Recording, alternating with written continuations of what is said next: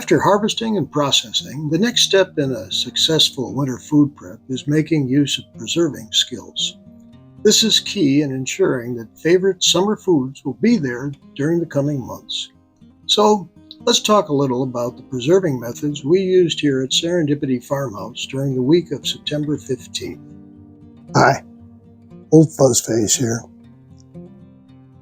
In the first two videos of our series about winter food prep, we talked about various skills that were needed for obtaining the food and for processing the food. Well, there's another set of food skills that we use that help us really get ready for the winter, and those are food preserving skills. So we're going to talk to you today about what we did during the week of September 15th and how we use several of those skills. Now, question. Now that we've processed our raw ingredients, what do we do to preserve our farmhouse food products? Well, we use preserving skills. And we have a set of about 6 skills that we're going to talk about today. And they include, canning, dehydrating, fermenting, freezing, root cellaring. Now, of course, that one's a funny one because we don't have a root cellar, so we have to work our way around that. And then also vacuum sealing, and you'll see me doing some of that in this video. Now, if you go out searching under preserving skills or preserving techniques or methods, you're going to find any number of lists. And they rank them in different priorities and different orders. But, shucks, you use the ones you need and you don't use the ones you don't need. If you've got a farm or a homestead, well, you may need more.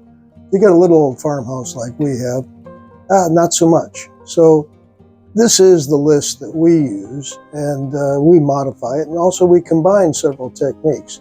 So you'll be seeing freezing combined with vacuum sealing and things like that. Here are some preserving skills we used during the week of September 15th.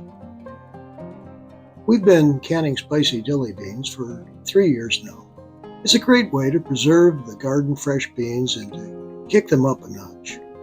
Sure, they can be used as a side for dinner, but with these spicy dilly beans, you can also serve them as an appetizer or as a snack at lunchtime. It's really worth the effort to can beans this way because it ensures that we will have a crunchy, tangy snack or side dish all year round. Oh, and when you're canning, don't forget to wait for the ping. It can be the most enjoyable and satisfying sound you've ever heard.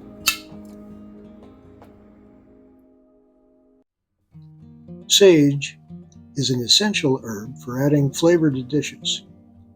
Dehydrating this herb takes little time, and it's about as easy as it gets.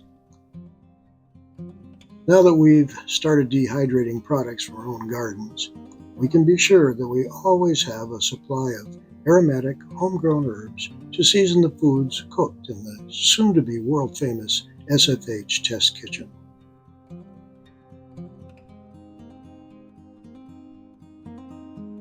This is our first year dehydrating tomatoes. We're compiling a list of ways that we can use them in various recipes.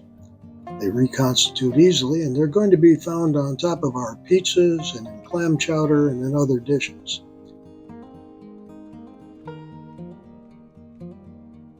Looking further into the future, we expect to turn some of our dried tomatoes into tomato powder for making tomato paste, tomato sauce, and other basic tomato products.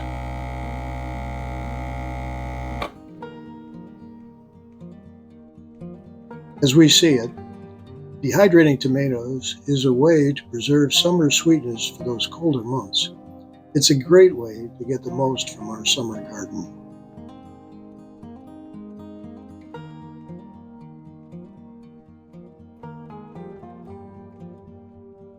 Fermenting cucumbers, or making pickles, is an excellent way to add tangy, probiotic-rich foods to our diet. During the summer, we get a large number of cucumbers from our CSA. In fact, we get more than we can use during a normal week. Fermenting those excess cucumbers means we can preserve them for several months and use our own homegrown dill and garlic to add flavor. So we end up with a healthy, flavorful treat that's perfect for snack platters and sandwiches. Good? Okay. All right, all done? Yep. In mid-September, our homegrown garlic meets a critical point in its life cycle. Without a proper cold storage room, this is when our garlic starts to go downhill. We've found a few good ways to preserve garlic from 2 to 6 months beyond this point. Now we prefer to ferment our garlic. That's because not only does it last longer, in the fermenting process it gains the healthy benefit of becoming a probiotic. Now our garlic is long-lasting, has great flavor, and is healthy. Who could ask for more? We dehydrate, pickle, and freeze our okra, but we never, ever ferment it. One time we tried that, we regretted it. So for now, freezing is our go-to method for preserving okra. It's a simple, effective way to preserve this nutritious vegetable. Freezing okra ensures that we have a supply of this versatile veggie for soups, stews, and gumbos all winter long. Of course, frying is our favorite way to use okra. Once you learn a preserving technique, you can apply it to a host of other food products. Freezing some veggies like okra is very simple and straightforward. Other vegetables, however, require an added step of blanching to lock in color and flavor. Brookneck squash requires that little bit of extra preparation. After that, it's just like freezing okra and tomatoes.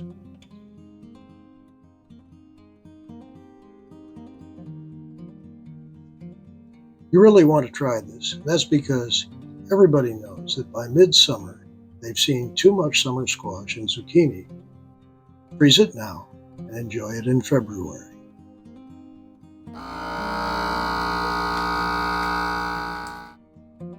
We hope you have been enjoying this series of videos, and we're looking forward to doing at least 2 more. So please subscribe, ring the notification bell, keep us in mind. More importantly, the folks from Hurricane Helene and Hurricane Milton, they're still trying to get things back together. So keep them in your prayers. God bless and enjoy the video.